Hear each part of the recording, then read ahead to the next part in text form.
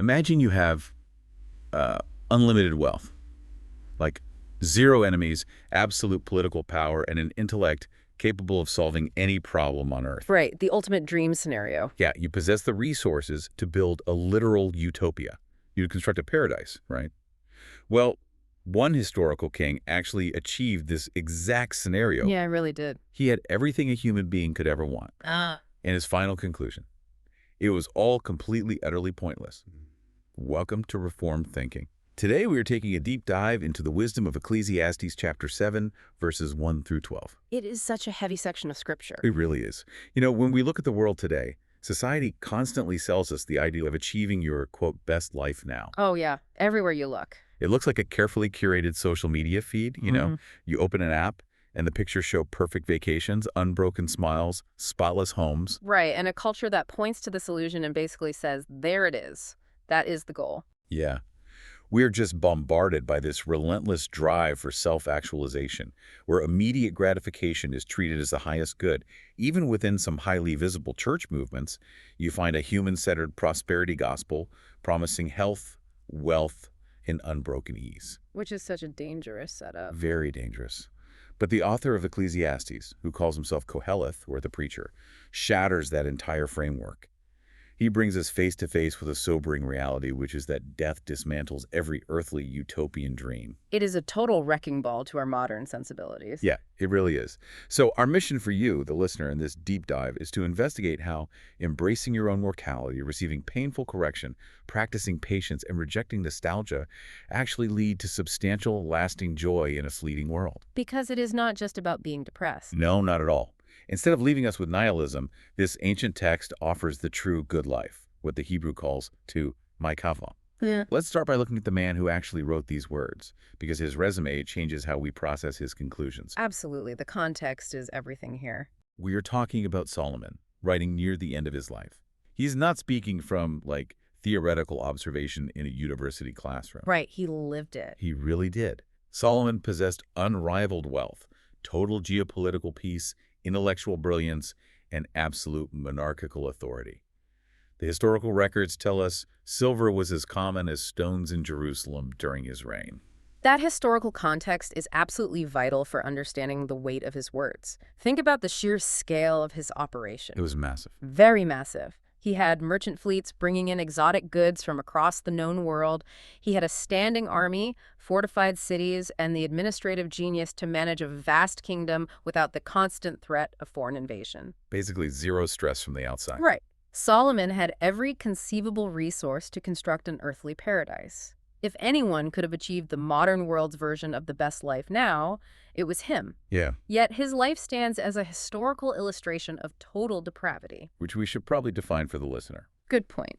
So total depravity is a theological concept asserting that sin corrupts every part of the human person. The mind, the will, the emotions, all of it. It doesn't mean you're as bad as you could possibly be. Right. Right. Yeah. It just means the corruption extends to every single part of your nature. And Solomon is the perfect case study.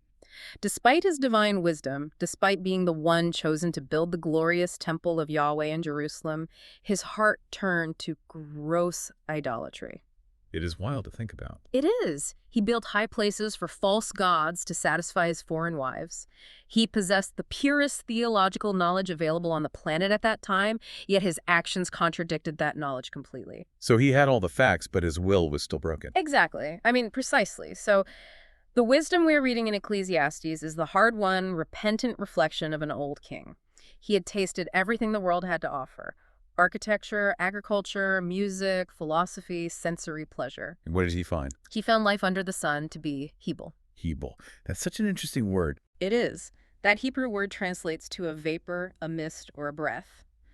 It looks substantial for a second, like your breath on a freezing winter morning, but the moment you try to close your hands around it, it vanishes entirely. Oh, that is a great image. I'm trying to put myself in the shoes of his original audience, though. If I am an ancient Israelite reading this, I am living under the Davidic covenant. My nation is wealthy. We have the temple. Right, things are going well. Yeah, really well. But here is a king telling me that all of this physical prosperity is just a vanishing mist. This brings up a huge question regarding how they would have processed his intense focus on the finality of the grave. That is a very valid question. Right, because an Old Testament audience did not have the clear, blinding light of the New Testament regarding the resurrection of the dead. They did not have the historical event of Easter morning to look back on. They had shadows and types, but not the full picture. Yeah, so if you do not have a robust theology of the resurrection clearly mapped out, doesn't a hyper-focus on death just crush you? Why would Solomon push his audience into such a dark corner? That is a crucial angle to consider. In the Old Testament economy, physical death was a looming, terrifying specter. The afterlife was veiled in shadows. It wasn't the bright hope we have today. No, it wasn't. You have the covenantal structure of Deuteronomy 28 hanging over the nation, where obedience brings physical blessings and disobedience brings physical curses. And death was the ultimate curse, right? Right.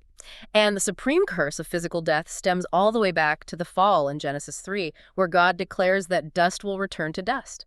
Without the clear historical reality of an empty tomb shining backward through history, death was the great crushing equalizer. It just flattened everybody. Rich, poor, wise, foolish. Yeah, it made Solomon's exhortations to face mortality piercingly relevant. He was writing to a covenant people who were currently experiencing maximum earthly prosperity, yet he forces them into a severe spiritual crisis. He's intentionally bursting their bubble. Very much so. He intentionally strips away their nationalistic pride. He takes the individual Israelite, who might be trusting in their wealth, their military security, or their lineage, and forces them to confront their own unavoidable end. Oh. He is demonstrating that physical prosperity cannot solve the fundamental problem of human mortality and divine justice. And the literary structure he uses to accomplish this is fascinating. The first 6 chapters of Ecclesiastes act as a relentless demolition project. A total teardown. Yeah, he systematically destroys every avenue of human endeavor. He tests intellectual pursuit and says it just brings grief. He tests pleasure in wine and says it leaves you empty. Nothing works. Right. He builds massive gardens and pools of water, amasses unprecedented wealth, and then writes vanity across the entire spreadsheet. He proves that the equation of earthly life cannot be solved from within. The math just doesn't add up under the sun. But then, Chapter 7 abruptly shifts. The demolition stops, and we get a rapid-fire bombardment of proverbs. But they are not normal proverbs. They are these paradoxical, better-than statements. Why this sudden change in tactics? Why shift from tearing everything down to offering these strange comparisons? Having torn down the false idols of human security, he begins to construct a paradigm for surviving this vaporous life. We're familiar with the book of Proverbs, which Solomon also wrote. Sure, yeah. Proverbs gives general normative rules for skillful living. It tells us how things generally work in God's ordered universe, like work hard and you will have food, be honest and you will be trusted. Right, general principles. But Ecclesiastes addresses the frustrating exceptions of a fallen world. It functions as a theological counterweight to simplistic formulas for prosperity. Oh, I see. Yeah. The world expects a proverb to say feasting is better than mourning because that makes logical sense to our pleasure-seeking brains. But Solomon reverses the polarity of human expectation. He flips it completely upside down. He forces the reader to slow down and weigh these paradoxical statements. He is saying, since life is broken by sin and justice is often perverted, the normal rules of acquiring wealth and pleasure will not save you. He is recalibrating their definition of what is truly good. Let's look at the mechanics of that recalibration, because the text moves away from structural arguments and hits us with a direct, visceral comparison. Solomon writes that a good name is better than precious ointment, and the day of death is better than the day of birth. Those are jarring statements. Really jarring. He says the heart of the wise is in the house of mourning, while the fool's heart is in the house of mirth. To a modern ear, saying the day of death is better than the day of birth sounds incredibly pessimistic. It sounds totally backwards to us. Yeah. We celebrate birthdays, we throw massive parties for newborns, funerals are things we endure. What is the underlying logic that makes death superior to birth in Solomon's mind? To understand the logic, we have to look at the Hebrew wordplay Solomon employs. He contrasts shem, meaning name or reputation, with shemen, meaning ointment or perfume. Shem and Shemin. That is very close. Right, they sound almost identical. In the ancient Near East, sanitation was poor. Precious ointment was a highly sought-after luxury item used to mask foul odors, especially the stench of decay. So it was basically ancient deodorant. Basically, yeah, it was cosmetic. Solomon is arguing that a good name, a life marked by genuine integrity and covenant faithfulness, is internal. It requires no cosmetic covering. That makes a lot of sense. At a funeral, no amount of expensive perfume can hide the stench of a wicked character. The community knows who that person truly was. You can't fake it anymore. Right. By tying the good name to the day of death, he shows that a person's true legacy is only finalized on their deathbed. The day of birth is pure, unwritten potential. You do not know if that child will grow up to be a tyrant or a saint. They haven't done anything yet. Exactly. The day of death is the final verdict on how that life was actually lived. The ledger is closed. That analogy of the house of mirth versus the house of mourning makes me think of our modern culture's obsession with escaping reality. Oh, we are obsessed with it. We have endless entertainment options designed specifically to keep us out of the house of mourning. We have infinite scrolling, streaming platforms, virtual reality. If anything to distract us. Yeah. On top of that, we do everything possible to sanitize death. We hide the dying away in sterile institutions. When someone passes, we use mortuary science to put makeup on the corpse so they look like they're just sleeping peacefully. Which is just another form of that cosmetic covering. Yes. We are a society built entirely inside the house of mirth. But I want to push back on Solomon's advice here.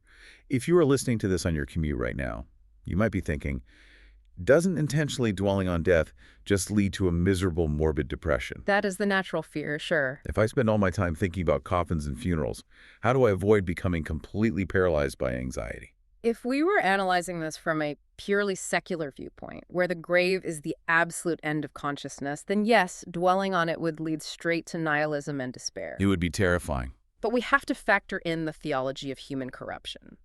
Think about human nature. We are fundamentally wired to stick our heads in the sand when it comes to our own expiration dates. We really are. Nobody wants to think about it. The unregenerate mind is fiercely dedicated to ignoring its own mortality because facing it requires facing the Creator. Confronting the coffin shatters our denial and our self-righteousness. It forces the issue. It forces a person to reckon with divine judgment.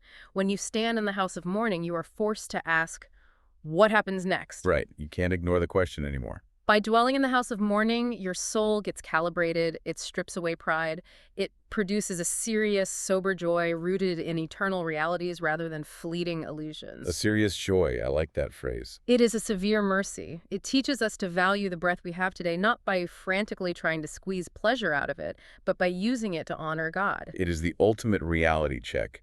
The coffin preaches a louder, more effective sermon than any human speaker ever could. It cuts through the noise. It absolutely does. And that concept of cutting through the noise leads right into the next stinging reality the text presents. Solomon says it is infinitely better to endure the painful rebuke of a wise counselor than to listen to the flattering songs of fools. Which is another massive reversal of what we want. Oh, totally. We live in an algorithmic world that thrives on constant validation. We block people who disagree with us online. We curate our friend groups to only include voices that sing our praises and validate our life choices. We build echo chambers. Yeah, we treat any form of correction as a toxic attack on our identity. And Solomon uses a brilliant auditory and visual simile to expose the absolute bankruptcy of that validation-seeking mindset.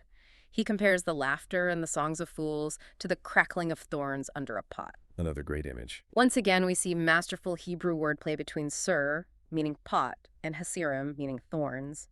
He is comparing the empty noise of flattery to the empty noise of a useless fire. I love the mechanics of this imagery. If you have ever built a campfire, you know exactly how this works on a physical level. Right, the kindling phase. Yeah, if you throw dried pine needles or dry thorns onto a spark, they catch fire instantly. You get this massive, loud snap and crackle.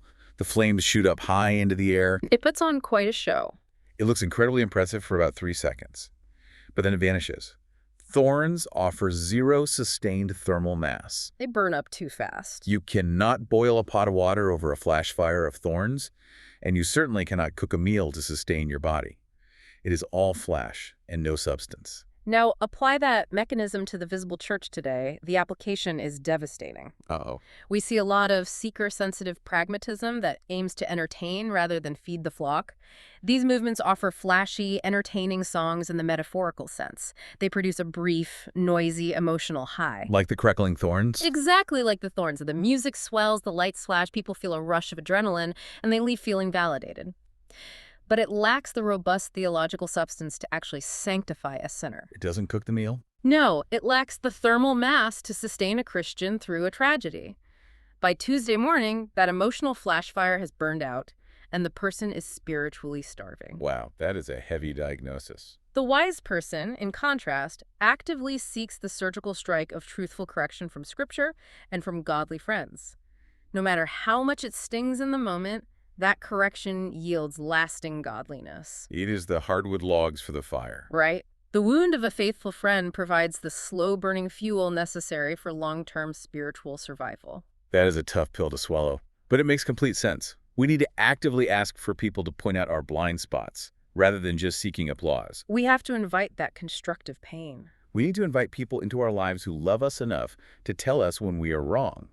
So if the campfire of cheap entertainment leaves us starving, what happens when that superficiality infects the higher levels of a society? That is where it gets really dark. Because Solomon does not just critique the individual fool. He pivots to the systemic corruption that drives even the wisest people crazy. The text shifts to the internal ethical dangers of societal corruption. A very natural progression for a king to make. Yeah. Solomon notes that oppression drives a wise man mad, and a bribe destroys the heart. Ah. He follows that by saying the end of a thing is better than its beginning, and patience is superior to pride. Let's look at the mechanics of a bribe. Why does he say it destroys the heart, rather than just saying it breaks a legal statute? This section is a massive warning about how systemic sin rots the human intellect and the conscience. We often think of a bribe as just an external transaction. Like slipping cash in an envelope to bypass a regulation. Right. But Solomon says it destroys the heart, which in Hebrew thought is the seat of the will and the intellect. A bribe promises temporal gain, but the mechanism is that it quietly purchases the conscience. It rewires you on the inside. It does. It bends the inner moral compass away from the fear of God. When a society operates on extortion and bribery, it creates an environment of oppression. And as the text says, living under relentless, systemic injustice can drive a wise person to the brink of madness. Because you see the wicked prospering while the righteous suffer. Exactly. This massive cognitive dissonance leads directly to the discussion of pride and patience. The proud person believes they are sovereign over their own life. They think they're in the driver's seat. Because they believe they are in control, they lack patience when God's providence thwarts their will or when they face systemic injustice. They demand immediate vindication. Which brings up a terrifying phrase in the text. Solomon writes, "Anger lodges in the bosom of fools." The word lodges implies taking up permanent residence, like a tenant signing a long-term lease. It is not just a passing emotion. Right. Why is anger described that way? Why does it just move in and refuse to leave? If you look at human behavior, anger is exhausting. It raises your blood pressure. It ruins your sleep. Why would anyone let it lodge permanently? Because the unregenerate heart hugs anger as a comforting friend. Let's examine the psychology of entitlement. Okay, let's hear it. The quick-tempered, proud person feels fundamentally entitled to a smooth, uninterrupted life. When they are inconvenienced, when their plans fail, or when they are wronged by the oppression we just talked about, they rage against their circumstances. They feel justified in their rage. They feed that anger, protect it, and treat it as justified insight. They believe their outrage proves they care more than others. Like it makes them morally superior to be mad all the time. Exactly. True wisdom, however, recognizes a different reality. Wisdom acknowledges that trials, delays, and even injustices are governed by a sovereign God who ordains them for our sanctification. So patience isn't just sitting around. No, patience is not just passive waiting. It is the active posture of trusting the end result to God. It trusts that God governs the beginnings, the middles, and the ends of our lives, and He will bring the end of a thing to a just and perfect conclusion, even if that conclusion happens after we die. The wise person evicts anger because they trust the judge of all the earth to do right. It is well said. I think we all know someone, or maybe we have to admit we have been that person, who wears their constant outrage like a badge of honor. They think their perpetual anger makes them discerning or highly moral, when the text actually calls them a fool. It is a harsh mirror to look into. That requires some serious self-examination for you, the listener. If you pause right now and look at your own internal landscape, what anger are you giving free rent to? What grudge are you protecting? Such an important question. Now, shifting from our anger about the present, Solomon hits on our delusions about the past. This feels incredibly relevant to our current cultural moment. He strictly forbids romanticizing the good old days. He says it is not from wisdom that you ask, why were the former days better than these? This raises a fascinating theological question. Why is nostalgia considered an actual sin here? Yeah, we usually treat nostalgia as a harmless, warm feeling. We do. But Solomon targets it because it represents a massive theological error. Asking why the former days were better is a failure to recognize that human depravity has infected every single era of history. We look at the past through rose-colored glasses. We engage in a psychological editing process. Our brains naturally delete the struggles, the systemic sins, and the pain of the past, creating a fictional, sanitized golden age. It is like we only remember the highlights reel. Right. And more severely, this kind of complaining functions as a direct attack on the doctrine of divine providence. Oh, wow. How so? Well, providence is the belief that God is actively upholding, directing, and governing all creatures and actions. Complaining about your current era is an implicit indictment against God's active sovereign decree right now. You're basically judging God's timeline. You are essentially telling the creator of the universe that he got the timeline wrong and that his current governance of the world is flawed. So when we sit around wishing it was still the 1950s or the 1990s or even just 10 years ago before some major personal life change, we are completely missing the point. We look back at a decade and think, things were simpler then. But they weren't. Right. They weren't. We just weren't the ones carrying the complex burdens at the time, or we willfully ignore the societal evils that existed then. My thought on this is that nostalgia acts as a blinder. A blinder to the present, yes. It blinds you to the present mercies and the specific duties God has ordained for you today. If your head is constantly turned backward, looking at a timeline that no longer exists, you cannot see the path God has laid at your feet right now. You become paralyzed. You become completely useless to your family, your church, and your community in the present tense. That is the exact danger. The world's primary problem is not that it has moved away from your preferred political or cultural decade. No, the problem is much older than that. The world's fundamental problem is rebellion against God, which was just as lethal and prevalent in those former days as it is today. You are called to be faithful in the precise moment God placed you. Amen to that. Following this warning against nostalgia, Solomon moves to a comparison between wisdom and money. He uses the metaphor of a shadow or a shelter. Okay, so he is bringing wealth back into the picture. He is a realist. He does not say money is inherently evil.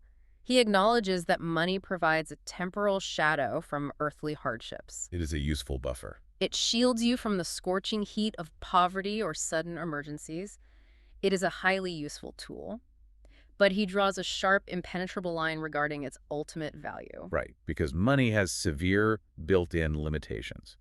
Let's look at the mechanics of what money can actually accomplish.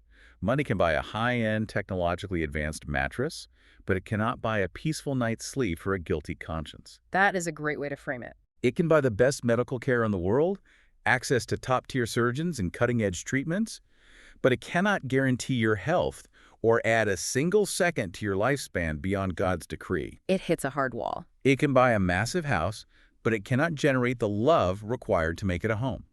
Money is restricted entirely to the physical plane. Precisely. It is restricted. Wisdom is vastly superior because it preserves the spiritual life of its possessor. Which money cannot touch. Money cannot deliver the human soul from the wrath to come. It cannot cleanse a guilty conscience. You cannot bribe the divine tribunal. God doesn't take cash. No, he does not. Biblical wisdom, which begins with the fear of the Lord, operates on a completely different level. It guides a person safely through the vanity of this fallen world. It gives you a map through the mist. It teaches a person how to live before God with sober judgment, moral restraint, and deep gratitude. It teaches you that your bank account will be left behind for someone else the exact moment you take your final breath, but your standing before God is eternal. So let's bring all these threads together. What does this all mean for us? If we just stop right here at the end of verse 12, we are left staring at a very heavy, demanding list of rules. It is a crushing list if you try to do it on your own. Be wise. Dwell on your own death. Take a painful rebuke without complaining. Don't harbor anger. Don't be nostalgic. And don't trust your bank account. If we leave the conversation there, we are stranded in a desert of sterile moralism. We are just Pharisees at that point. We are just trying to pull ourselves up by our own moral bootstraps in a vaporous world. And based on what we discussed earlier about total depravity, we already know our internal operating system is too corrupted to actually accomplish this flawlessly. We will fail, guaranteed. We will fail. So we have to cross the redemptive historical bridge from Solomon, who wrote this wisdom, but tragically failed to keep it himself, to the greater Solomon, Jesus Christ. This is the turning point where the dark, heavy backdrop of Ecclesiastes allows the gospel to shine with blinding brilliance. Yes, let's get into this. Jesus Christ perfectly fulfilled every ounce of this wisdom through what theologians call his active obedience. Let's explain the mechanism of that term for those who might not know. Active obedience means that during his entire earthly ministry, Jesus lived the flawless law-keeping life that we were commanded to live but could never achieve. He didn't just die for us, he lived for us. Exactly. He built the perfect moral bank account. He received the rebuke and scorn of sinful men without ever retaliating or sinning. He endured the greatest oppression, extortion, and systemic injustice at the hands of the religious Sanhedrin and the Roman governor Pontius Pilate. Yet he never once harbored sinful, retaliatory anger in his bosom. He lived out patience personally. He did. He never idolized the past. Instead, he set his face like flint toward Jerusalem to accomplish the exact, agonizing present will of the Father. He lived the wisdom of Ecclesiastes perfectly. And when we talk about the house of mourning, Christ did not just visit a funeral to learn a moral lesson. No, he went much further. He allowed himself to be murdered. He entered the ultimate house of mourning, the tomb itself. He was laid in a rock-hewn grave. Yes, and this brings us to the mechanism of his passive obedience. He did not just observe death as a bystander. He tasted it for his people. Let's define passive obedience too. Passive obedience refers to Christ willingly absorbing the penalty for our sins. Like a lightning rod absorbing a catastrophic strike, he endured the infinite divine wrath and died a substitutionary death on the cross. He took the hit for us. He paid the legal penalty for our folly, for our pride, our hasty anger, our historical complaining, and our idolatry of wealth. All the things we just covered in Ecclesiastes. All of them. But the glorious truth of the Christian faith is that he did not stay in the house of mourning. Because of the historical reality of the empty tomb, death no longer has the final, crushing word over those who belong to him. The grave is empty. The sting of death has been completely extracted. Therefore, the believer's good name, that flawless, unblemished reputation required to stand before a perfectly holy God, is not achieved by their own scrubbing and effort. It is received through union with Christ. Let's make sure that concept is crystal clear for the listener. When we say imputed righteousness, we aren't just tossing around a heavy theological dictionary term. It is the most practical truth in the world. Think of it as a legal, forensic transfer of funds. Christ's perfect moral bank account, his flawless reputation, the good name we discussed earlier, is legally credited to our spiritually bankrupt account. We get his credit score. The ledger is cleared, not because God simply ignores our massive debt, but because Christ paid it in full with his blood, and then he gave us his infinite surplus of righteousness. We receive this through faith alone. Faith alone, that is key. God pardons us and accepts us as totally righteous solely because of what Christ has accomplished on our behalf. That changes how we view everything Ecclesiastes has thrown at us. We no longer obey these commands to earn our salvation. We pursue this wisdom out of profound gratitude because our salvation is eternally secure. Okay, let's synthesize this for everyone listening. Living the, quote, better life now does not mean chasing the world's cheap illusion of a flawless, pain-free, Instagram-filtered existence. That is just crackling thorns. It means refusing to waste your fleeting, vaporous breath on foolish laughter, proud anger, corrupt gain, or sentimental complaints about the past. It means embracing the sober, grounded joy that comes from trusting a sovereign God who governs every detail of your life. A God who knows what he is doing. It means knowing that the painful, broken things of earth actually grow strangely bright when viewed through the lens of Christ's grace. You don't have to fear the house of mourning anymore because the grave has been conquered by the greater Solomon. That is the true Tov, the true good life. As we conclude this deep dive, I want to leave you with a final thought to mull over. Yeah, please do. Consider the specific things that cause you the most daily stress, anxiety, or intense frustration right now. Think about the financial pressures keeping you awake, the relational conflicts making you angry, or the perceived slights to your reputation. We all have a list. If you were suddenly standing in the house of mourning, looking at your own inevitable end, how many of those overwhelming, massive anxieties would instantly reveal themselves to be nothing more than the loud, vanishing noise of crackling thorns?